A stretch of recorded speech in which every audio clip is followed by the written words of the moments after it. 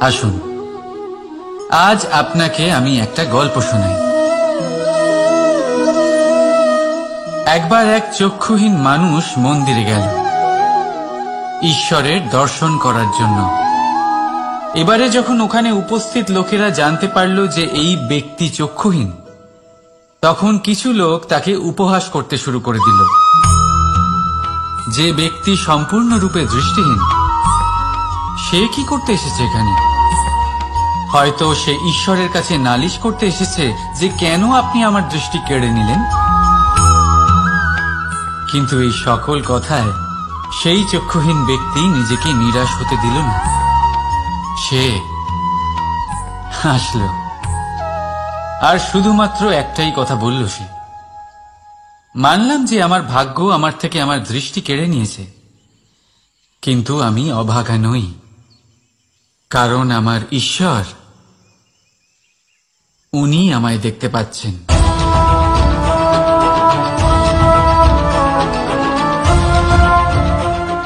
তাই মনে রাখবেন, দৃষ্টি নয়, দৃষ্টিভঙ্গি আবশ্যক। যদি আপনার দৃষ্টিভঙ্গি শুভ হয়, তাহলে অশুভর মধ্যেও আপনি শুভ দেখতে পাবেন। আর মন প্রসন্ন হয়ে বলবে, রাধা রাধা। পরীক্ষা এমন এক ব্যবস্থা যেখানে আমাকে, আপনাকে, সকলকে কখনো না কখনো অংশগ্রহণ করতেই হয়। মনে করুন নিজের বাল্যকাল। আপনি পরীক্ষা দিতে বসেছেন। তাদের মধ্যে কিছু বালক এমন হয় যারা সারা বছর পরিশ্রম করে, পড়াশোনা করে, মন দিয়ে পরীক্ষা দেয়। কিন্তু কিছু বালক এমন হয় যারা নিজের আশেপাশে বসে থাকা বালকদের নকল করে আর পরীক্ষায় কৃতকার্যও হয়ে যায়। খুব খারাপ লাগে এটা ভেবে যে কেউ বিনা পরিশ্রমে পরীক্ষায় কৃতকার্য কি করে হতে পারে। কিন্তু মনে রাখবেন, যারা নকল করেন তারা পরীক্ষায় কৃতকার্য অবশ্যই হয়ে যান, কিন্তু সফল নয়। কারণ আমরা এক বিশেষ কথা ভুলে যাই, যে প্রত্যেক মানুষের ব্যক্তিত্ব আলাদা হয়। আপনি অন্যদের নকল করে নিজের জীবন অতিবাহিত করতেই পারেন, কিন্তু যদি নিজের জীবনে সাফল্য লাভ করতে হয়, যদি নিজের জীবনে আনন্দ পেতে হয়, তাহলে মনে রাখবেন, নিজের প্রশ্নগুলোর উত্তর জীবনে নিজেকেই খুঁজে বের করতে হবে। রাধা রাধা। মানুষ যখন সাফল্য অর্জন করে, তখন তার মধ্যে জাগে অহংকার। আর এই সময় মানুষ সচরাচর একটা কথা ভুলে যায়, নত হতে। সে ভাবে যে আমি কারোর সামনে কেন নত হব। আর এটা এই কারণে হয়, কারণ মানুষ এক গুরুত্বপূর্ণ কথা ভুলে যায়, যে এই সংসারে, এই জীবনে সে যা অর্জন করেছে, নত হয়েই অর্জন করেছে। বাল্যকালে সে হাঁটতে শিখেছে এই মাটির কাছে নত হয়ে, পড়ে। বড়দের আশীর্বাদ নিয়েছে নত হয়ে। ফসল কাটার জন্য চাষিকে নত হতে হয়, কুয়ো থেকে জল তোলার জন্য কলসিকে নত হতে হয়। ঈশ্বরের থেকে আশীর্বাদ পেতে হলে তার কাছে মাথা নত করতে হয়। ঝড়ের মধ্যে গাছ সুরক্ষিত থাকে কি করে? নত হয়। সম্মান কি করে অর্জন করা যায়? নত হয়। কারোর সামনে নত হওয়া মানে নিজের আত্মসম্মান বিসর্জন দেওয়া নয়, তার অর্থ হল বিনম্র হওয়া। আমরা মানুষ, আর ওই আকাশের উচ্চতায় পৌঁছানোর জন্য আমাদের কোনো পাখির মতো ডানার প্রয়োজন নেই। শুধু যত নত হবেন, ততটাই ওপরে উঠবেন।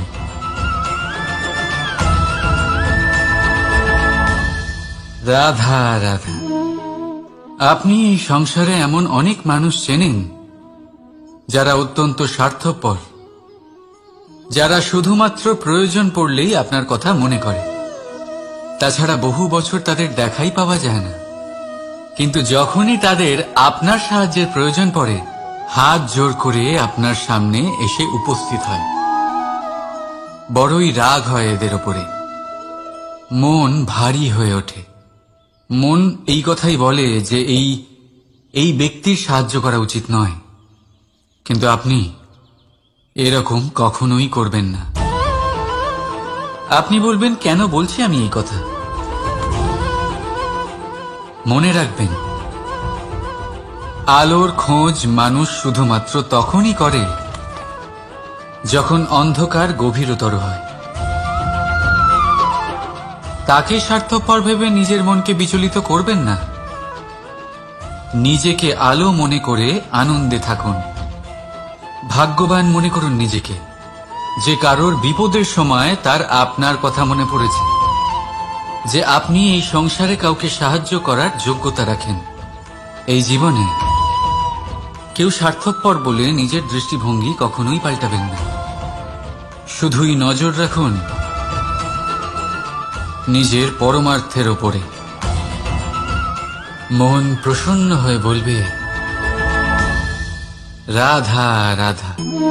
কখনো কোনো পাখিকে দেখেছেন? যখন তারা ডিম পাড়তে প্রস্তুত হয় তখন তারা সবচেয়ে আগে একটা স্থান খোঁজে, একটা স্থান যা বর্ষা, রৌদ্র আর শত্রুর থেকে সুরক্ষিত হয়।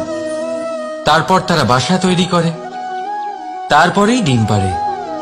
আর তারপর যখন সেই ডিম ফুটে তার সন্তানদের জন্ম হয়, সে তাদের খাবার খাওয়ায়, তাদের রক্ষণাবেক্ষণ করে। কিন্তু যখন তাদের ডানা গজায়, তখন না সে তাদের খাবার দেয় আর না তাদের বাসা বানাতে শেখায়। শুধুমাত্র তাদের উড়তে শেখায় সে। তারপর সেই বাচ্চারা আকাশে উড়তে শিখে নিজেরাই নিজেদের খাবার জোগাড় করতে শিখে যায়, নিজেরাই নিজেদের বাসা বানাতে শিখে যায়। আর আমরা মানুষেরা কি করি? আমাদের সন্তান বড় হয়ে যাওয়া সত্ত্বেও তাদের নিয়ে সর্বদা দুশ্চিন্তা করি। তার জন্য আমরা গৃহ নির্মাণের চেষ্টা করি। নিজের সন্তানকে আরো শক্তিশালী করে গড়ে তোলার বদলে তাকে আমরা দুর্বল করে দিই। জীবনে সেটাই করুন যা একটা পাখি করে। নিজের সন্তানকে আকাশে ওড়ার শিক্ষা দিন, সংস্কার দিন, আর একটা নির্দিষ্ট সময়ের পরে তাকে নিজের আকাশ নির্ধারণ করতে মুক্ত করে দিন। রাধা রাধা। সাগরে সেতু বাঁধার গল্প তো আপনারা নিশ্চয়ই শুনে থাকবেন। রামচন্দ্রের সেনাকে 100 যোজন সমুদ্র অতিক্রম করে লঙ্কায় আক্রমণ করতে হতো। সেতুকার নল আর নীল সেতু বাঁধার উপায় বের করল, কিন্তু প্রশ্ন ছিল সেতু বাঁধা কি করে হবে? সমুদ্র অত্যন্ত গভীর। কত পাথর দেওয়া হলে এই বিশাল সমুদ্র অতিক্রম করা সম্ভব হবে? তখন এক উপায় নির্ধারিত হল। পাথরের ওপর লেখা হলো রামের নাম। আর যখন সেই পাথরগুলোকে সাগরে ফেলা হলো, সেগুলো ভাসতে লাগলো। এবারে কেউ বলবেন এটা রামচন্দ্রের নামের মহিমা, কেউ বলবেন এটা নারায়ণের কোনো জাদু। কিন্তু না, এটা রামচন্দ্রের সেই গুণ, ওনার ব্যক্তিত্বের সেই মহান দিক যা ওনার প্রতিনিধিত্ব করেছে। তাই সেই পাথরও সাগরে ভেসে ওঠে।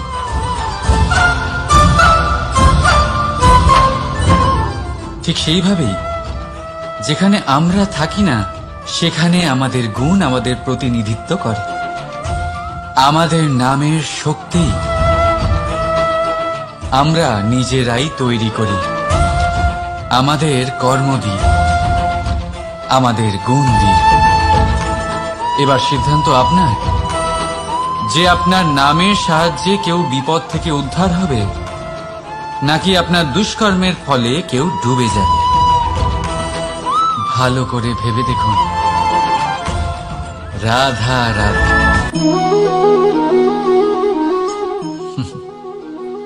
এবারে আপনারা ভাবছেন যে আমি এত একাগ্রতার সাথে এই পিঁপড়েকে কেন দেখছি। আপনাকে বলি যে আজ এই পিঁপড়েকে দেখে আমি মন্ত্রমুগ্ধ হয়ে গেছি। ওর রূপ বা ওর আকার দেখে নয়, এই পিঁপড়ের প্রচেষ্টা দেখে।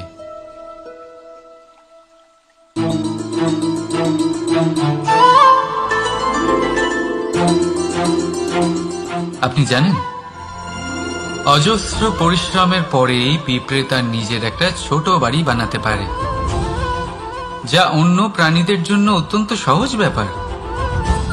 তাই পিঁপড়ের জন্য তার জীবনের সবচেয়ে বড় ঘটনা, সবচেয়ে বড় সাফল্য তার।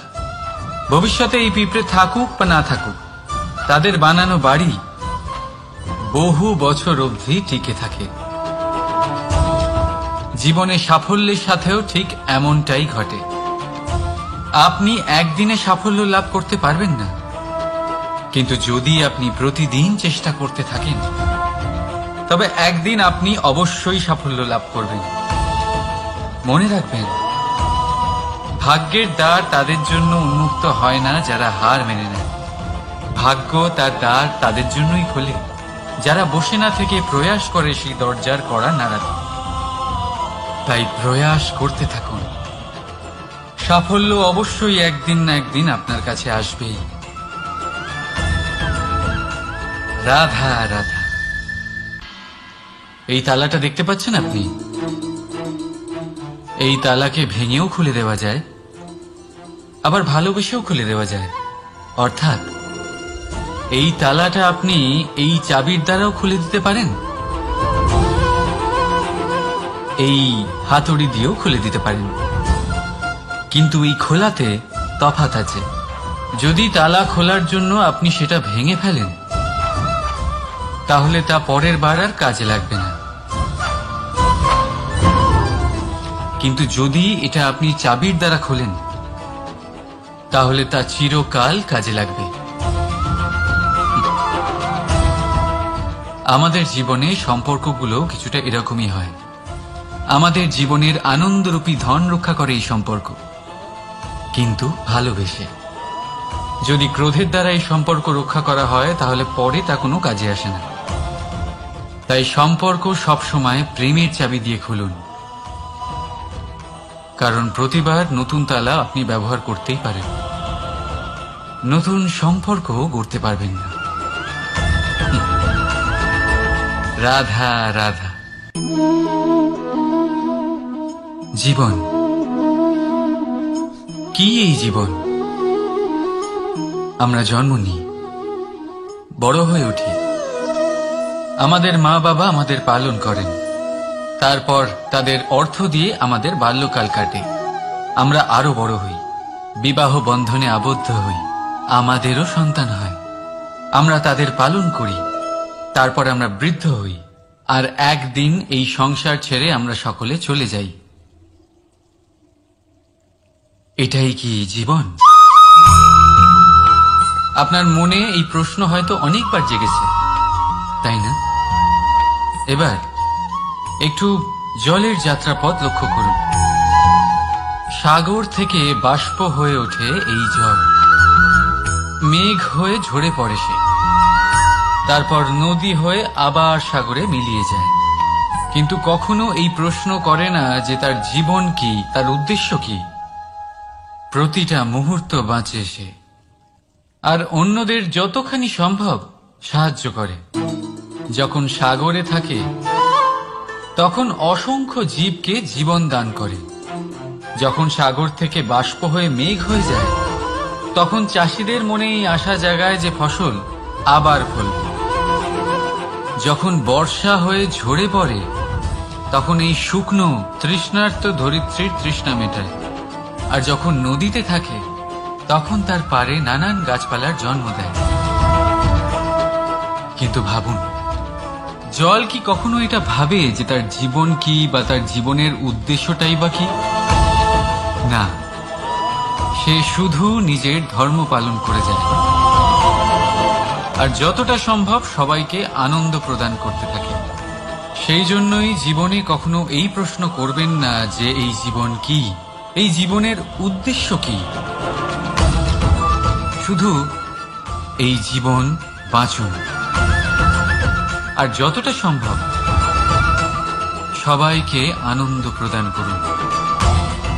মন প্রসন্ন হয়ে বলবে রাধা রাধা। কখনো বৃষ্টির জন্য হওয়া কাদার মধ্যে দিয়ে আপনি নিজের বাড়ি ফিরেছেন? পাদুকা পরার জন্য আপনি ওই কাদা থেকে অবশ্যই বেঁচে যান, কিন্তু সেই পাদুকা থেকে আগত নোংরা কাদার ছিটে আপনার বস্ত্রকে ময়লা করেই দেয়। কিন্তু তাও সেই ছিটের জন্য আপনার বস্ত্র ময়লা হয়ে যাবে, সেই জন্য আপনি পাদুকা পরা ছেড়ে দেন না। ঠিক সেইভাবেই জীবনে এমন কিছু মানুষও আসেন যারা পাদুকার মতো হন, যারা আপনাকে কাদার থেকে বাঁচিয়ে নেন, কিন্তু বস্ত্ররূপী আপনার মনের উপরে আশঙ্কার দাগ ছেড়ে যান। এইসব মানুষের জন্য নিজের মন ছোট করার কোনো প্রয়োজন নেই। প্রয়োজন আছে শুধু এটা ভাবার যে আপনি নিজের পা কাদার থেকে বাঁচাবেন নাকি আপনার বস্ত্র। জীবনে গম্ভীর হওয়া ভালো কথা, কিন্তু সমস্ত বিষয় যদি গম্ভীরভাবে ভাবতে থাকেন তাহলে জীবনের আনন্দটাই শেষ হয়ে যাবে। এই সংসার অস্থায়ী, এখানে এমন কিছুই নেই যা চিরকাল জীবিত থাকবে। তাই যতক্ষণ এই জীবন আছে সন্তুষ্টি আর আনন্দ নিয়ে বাঁচুন। নিজের ওপর আগত কাদার ছিটের দিকে মন দেবেন না, শুধু আনন্দ বিতরণ করুন। মন প্রসন্ন হয়ে বলবে রাধা রাধা। আসুন আজ আপনাকে আমি একটা গল্প শোনাই। একবার এক চক্ষুহীন মানুষ মন্দিরে গেল ঈশ্বরের দর্শন করার জন্য। এবারে যখন ওখানে উপস্থিত লোকেরা জানতে পারল যে এই ব্যক্তি চক্ষুহীন, তখন কিছু লোক তাকে উপহাস করতে শুরু করে দিল। যে ব্যক্তি সম্পূর্ণরূপে দৃষ্টিহীন, সে কি করতে এসেছে এখানে? হয়তো সে ঈশ্বরের কাছে নালিশ করতে এসেছে যে কেন আপনি আমার দৃষ্টি কেড়ে নিলেন। কিন্তু এই সকল কথায় সেই চক্ষুহীন ব্যক্তি নিজেকে নিরাশ হতে দিল না। সে হাসল আর শুধুমাত্র একটাই কথা বলল সে, মানলাম যে আমার ভাগ্য আমার থেকে আমার দৃষ্টি কেড়ে নিয়েছে, কিন্তু আমি অভাগা নই, কারণ আমার ঈশ্বর উনি আমায় দেখতে পাচ্ছেন।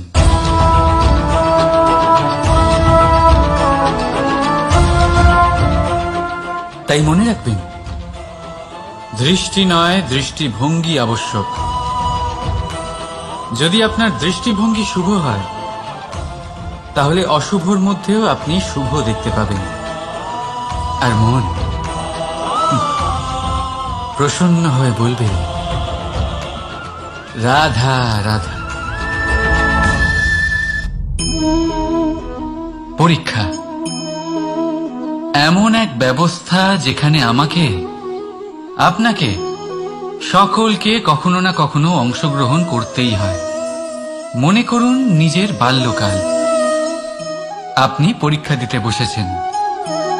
তাদের মধ্যে কিছু বালক এমন হয় যারা সারা বছর পরিশ্রম করে, পড়াশোনা করে, মন দিয়ে পরীক্ষা দেয়। কিন্তু কিছু বালক এমন হয় যারা নিজের আশেপাশে বসে থাকা বালকদের নকল করে আর পরীক্ষায় কৃতকার্যও হয়ে যায়। খুব খারাপ লাগে এটা ভেবে যে কেউ বিনা পরিশ্রমে পরীক্ষায় কৃতকার্য কি করে হতে পারে। কিন্তু মনে রাখবেন, যারা নকল করেন তারা পরীক্ষায় কৃতকার্য অবশ্যই হয়ে যান, কিন্তু সফল নয়। কারণ আমরা এক বিশেষ কথা ভুলে যাই যে প্রত্যেক মানুষের ব্যক্তিত্ব আলাদা হয়। আপনি অন্যদের নকল করে নিজের জীবন অতিবাহিত করতেই পারেন, কিন্তু যদি নিজের জীবনে সাফল্য লাভ করতে হয়, যদি নিজের জীবনে আনন্দ পেতে হয়, তাহলে মনে রাখবেন নিজের প্রশ্নগুলোর উত্তর জীবনে নিজেকেই খুঁজে বের করতে হবে। রাধা রাধা। মানুষ যখন সাফল্য অর্জন করে তখন তার মধ্যে জাগে অহংকার। আর এই সময় মানুষ সচরাচর একটা কথা ভুলে যায়, নত হতে। সে ভাবে যে আমি কারোর সামনে কেন নত হব। আর এটা এই কারণে হয় কারণ মানুষ এক গুরুত্বপূর্ণ কথা ভুলে যায়, যে এই সংসারে, এই জীবনে সে যা অর্জন করেছে নত হয়েই অর্জন করেছে। বাল্যকালে সে হাঁটতে শিখেছে এই মাটির কাছে নত হয়ে, পড়ে। বড়দের আশীর্বাদ নিয়েছে নত হয়ে। ফসল কাটার জন্য চাষিকে নত হতে হয়, কুয়ো থেকে জল তোলার জন্য কলসিকে নত হতে হয়। ঈশ্বরের থেকে আশীর্বাদ পেতে হলে তার কাছে মাথা নত করতে হয়। ঝড়ের মধ্যে গাছ সুরক্ষিত থাকে কি করে? নত হয়। সম্মান কি করে অর্জন করা যায়? নত হয়। কারোর সামনে নত হওয়া মানে নিজের আত্মসম্মান বিসর্জন দেওয়া নয়, তার অর্থ হল বিনম্র হওয়া। আমরা মানুষ, আর ওই আকাশের উচ্চতায় পৌঁছানোর জন্য আমাদের কোনো পাখির মতো ডানার প্রয়োজন নেই। শুধু যত নত হবেন ততটাই ওপরে উঠবেন।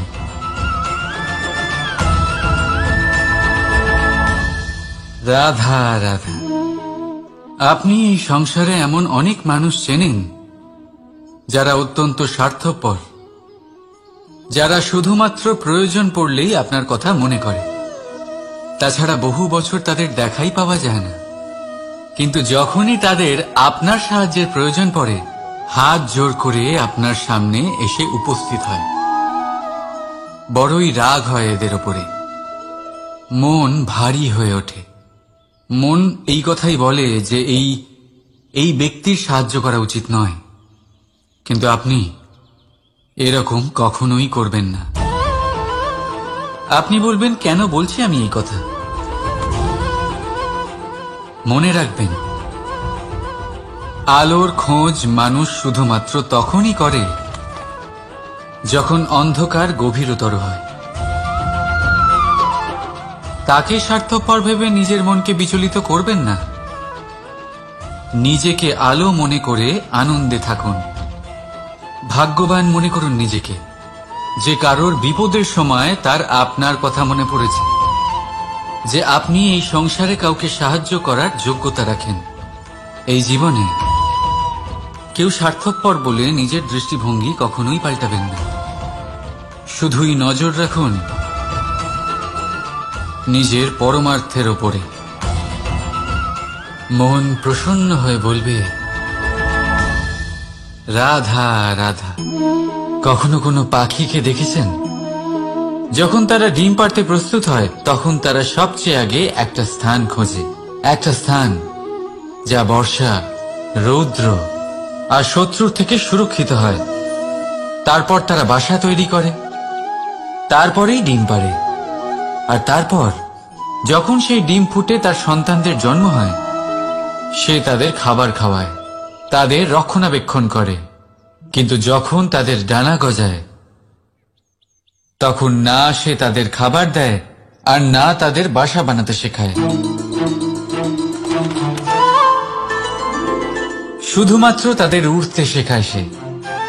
তারপর সেই বাচ্চারা আকাশে উড়তে শিখে নিজেরাই নিজেদের খাবার জোগাড় করতে শিখে যায়, নিজেরাই নিজেদের বাসা বানাতে শিখে যায়। আর আমরা মানুষেরা কি করি? আমাদের সন্তান বড় হয়ে যাওয়া সত্ত্বেও তাদের নিয়ে সর্বদা দুশ্চিন্তা করি। তার জন্য আমরা গৃহ নির্মাণের চেষ্টা করি, নিজের সন্তানকে আরো শক্তিশালী করে গড়ে তোলার বদলে তাকে আমরা দুর্বল করে দিই। জীবনে সেটাই করুন যা একটা পাখি করে। নিজের সন্তানকে আকাশে ওড়ার শিক্ষা দিন, সংস্কার দিন, আর একটা নির্দিষ্ট সময়ের পরে তাকে নিজের আকাশ নির্ধারণ করতে মুক্ত করে দিন। রাধা রাধা। সাগরে সেতু বাঁধার গল্প তো আপনারা নিশ্চয়ই শুনে থাকবেন। রামচন্দ্রের সেনাকে 100 যোজন সমুদ্র অতিক্রম করে লঙ্কায় আক্রমণ করতে হতো। সেতুকার নল আর নীল সেতু বাঁধার উপায় বের করল, কিন্তু প্রশ্ন ছিল সেতু বাঁধা কি করে হবে? সমুদ্র অত্যন্ত গভীর। কত পাথর দেওয়া হলে এই বিশাল সমুদ্র অতিক্রম করা সম্ভব হবে? তখন এক উপায় নির্ধারিত হল। পাথরের ওপর লেখা হলো রামের নাম, আর যখন সেই পাথরগুলোকে সাগরে ফেলা হলো সেগুলো ভাসতে লাগলো। এবারে কেউ বলবেন এটা রামচন্দ্রের নামের মহিমা, কেউ বলবেন এটা নারায়ণের কোনো জাদু, কিন্তু না, এটা রামচন্দ্রের সেই গুণ, ওনার ব্যক্তিত্বের সেই মহান দিক যা ওনার প্রতিনিধিত্ব করেছে। তাই সেই পাথরও সাগরে ভেসে ওঠে।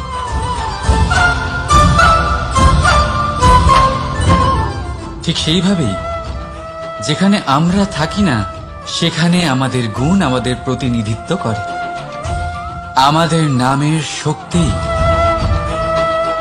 আমরা নিজেরাই তৈরি করি, আমাদের কর্ম দিয়ে, আমাদের গুণ দিয়ে।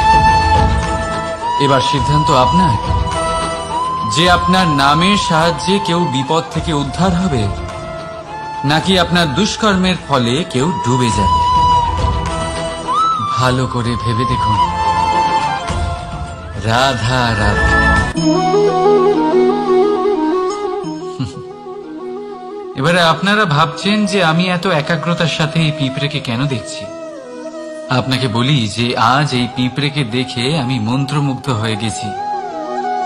ওর রূপ বা ওর আকার দেখে নয়, এই পিঁপড়ের প্রচেষ্টা দেখে।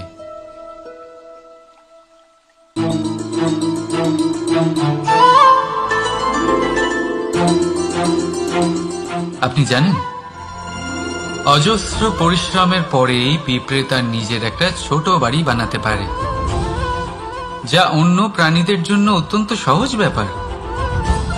তাই পিঁপড়ের জন্য তার জীবনের সবচেয়ে বড় ঘটনা, সবচেয়ে বড় সাফল্য তার। ভবিষ্যতে এই পিঁপড়ে থাকুক বা না থাকুক, তাদের বানানো বাড়ি বহু বছর অবধি টিকে থাকে। জীবনে সাফল্যের সাথেও ঠিক এমনটাই ঘটে। আপনি একদিনে সাফল্য লাভ করতে পারবেন না, কিন্তু যদি আপনি প্রতিদিন চেষ্টা করতে থাকেন তবে একদিন আপনি অবশ্যই সাফল্য লাভ করবেন। মনে রাখবেন, ভাগ্যের দ্বার তাদের জন্য উন্মুক্ত হয় না যারা হার মেনে নেয়। ভাগ্য তার দ্বার তাদের জন্যই খোলে যারা বসে না থেকে প্রয়াস করে সেই দরজার কড়া নাড়াতে। তাই প্রয়াস করতে থাকুন। সাফল্য অবশ্যই একদিন না একদিন আপনার কাছে আসবেই। রাধা রাধা। এই তালাটা দেখতে পাচ্ছেন আপনি? এই তালাকে ভেঙেও খুলে দেওয়া যায়, আবার ভালোবেসেও খুলে দেওয়া যায়। অর্থাৎ এই তালাটা আপনি এই চাবির দ্বারাও খুলে দিতে পারেন,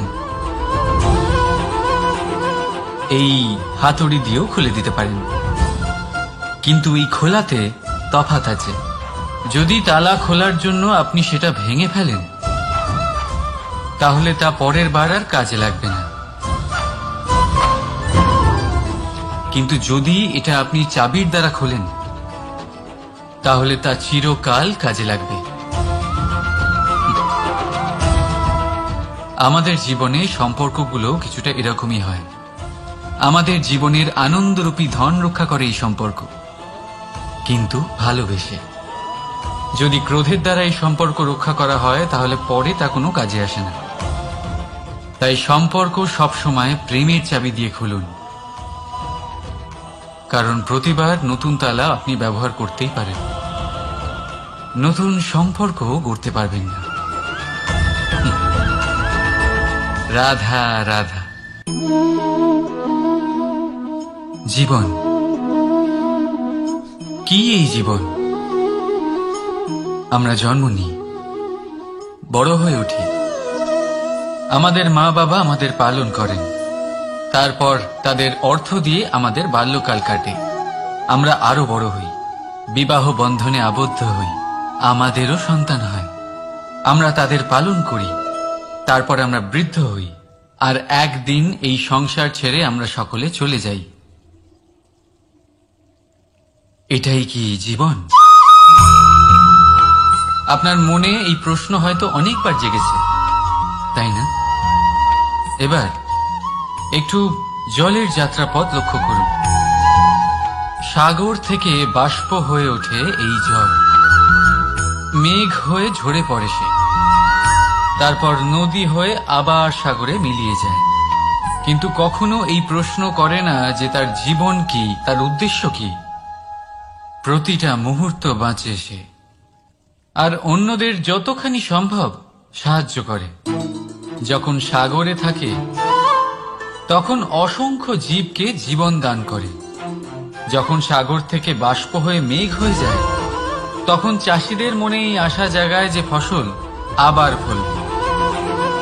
যখন বর্ষা হয়ে ঝরে পড়ে তখন এই শুকনো তৃষ্ণার্ত ধরিত্রীর তৃষ্ণা মেটায়। আর যখন নদীতে থাকে তখন তার পাড়ে নানান গাছপালার জন্ম দেয়। কিন্তু ভাবুন, জল কি কখনো এটা ভাবে যে তার জীবন কি বা তার জীবনের উদ্দেশ্যটাই বা কি? না, সে শুধু নিজের ধর্ম পালন করে যায়, আর যতটা সম্ভব সবাইকে আনন্দ প্রদান করতে থাকে। সেই জন্যই জীবনে কখনো এই প্রশ্ন করবেন না যে এই জীবন কি, এই জীবনের উদ্দেশ্য কি। শুধু এই জীবন বাঁচুন, আর যতটা সম্ভব সবাইকে আনন্দ প্রদান করুন। মন প্রসন্ন হয়ে বলবে রাধা রাধা। কখনো বৃষ্টির জন্য হওয়া কাদার মধ্যে দিয়ে আপনি নিজের বাড়ি ফিরেছেন? পাদুকা পরার জন্য আপনি ওই কাদা থেকে অবশ্যই বেঁচে যান, কিন্তু সেই পাদুকা থেকে আগত নোংরা কাদার ছিটে আপনার বস্ত্রকে ময়লা করেই দেয়। কিন্তু তাও সেই ছিটের জন্য আপনার বস্ত্র ময়লা হয়ে যাবে, সেই জন্য আপনি পাদুকা পরা ছেড়ে দেন না। ঠিক সেইভাবেই জীবনে এমন কিছু মানুষও আসেন যারা পাদুকার মতো হন, যারা আপনাকে কাদার থেকে বাঁচিয়ে নেন, কিন্তু বস্ত্ররূপী আপনার মনের উপরে আশঙ্কার দাগ ছেড়ে যান। এইসব মানুষের জন্য নিজের মন ছোট করার কোনো প্রয়োজন নেই। প্রয়োজন আছে শুধু এটা ভাবার যে আপনি নিজের পা কাদার থেকে বাঁচাবেন নাকি আপনার বস্ত্র। জীবনে গম্ভীর হওয়া ভালো কথা, কিন্তু সমস্ত বিষয় যদি গম্ভীরভাবে ভাবতে থাকেন তাহলে জীবনের আনন্দটাই শেষ হয়ে যাবে। এই সংসার অস্থায়ী, এখানে এমন কিছুই নেই যা চিরকাল জীবিত থাকবে। তাই যতক্ষণ এই জীবন আছে সন্তুষ্টি আর আনন্দ নিয়ে বাঁচুন।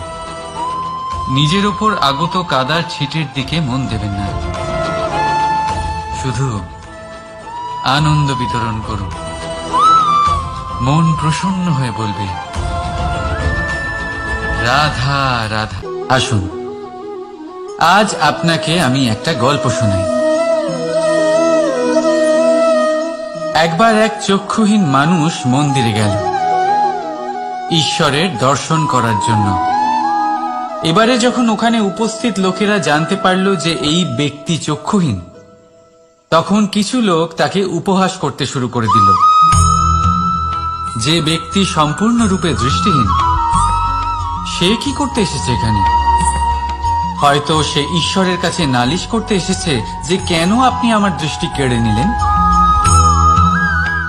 কিন্তু এই সকল কথায় সেই চক্ষুহীন ব্যক্তি নিজেকে নিরাশ হতে দিল না।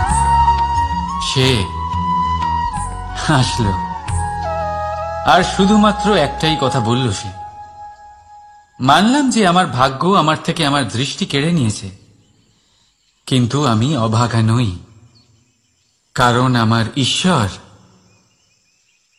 উনি আমায় দেখতে পাচ্ছেন।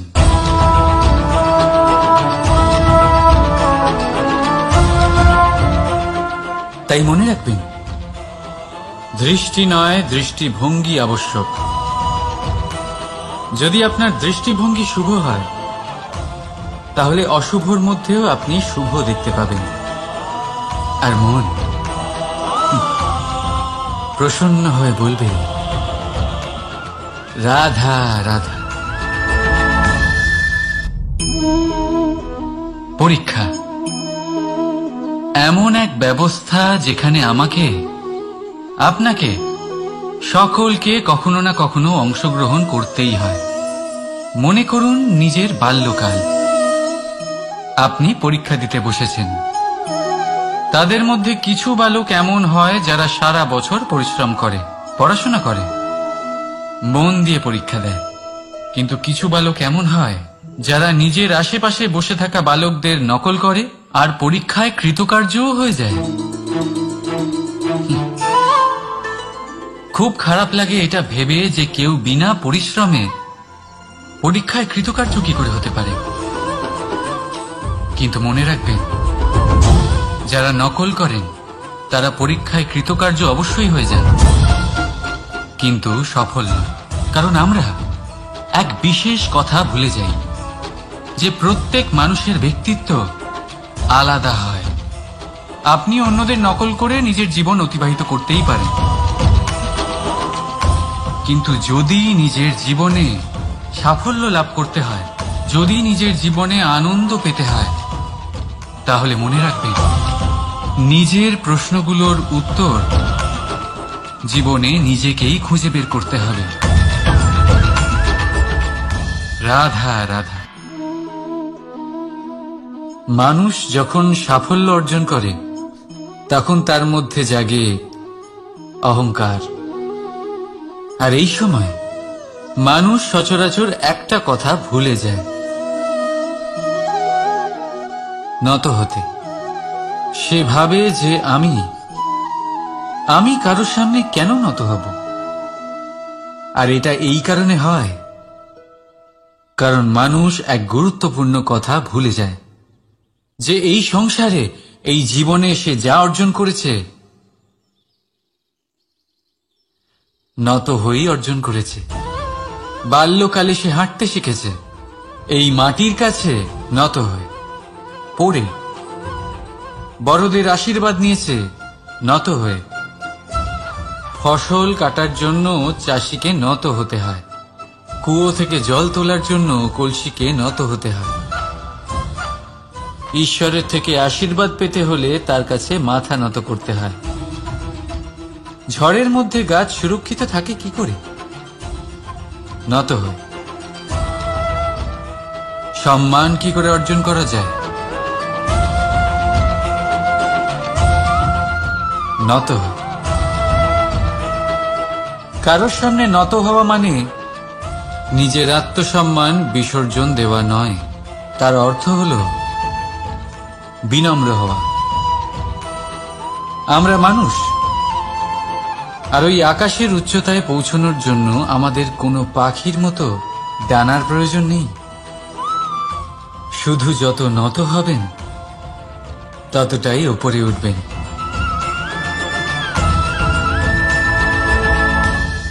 রাধা রাধা।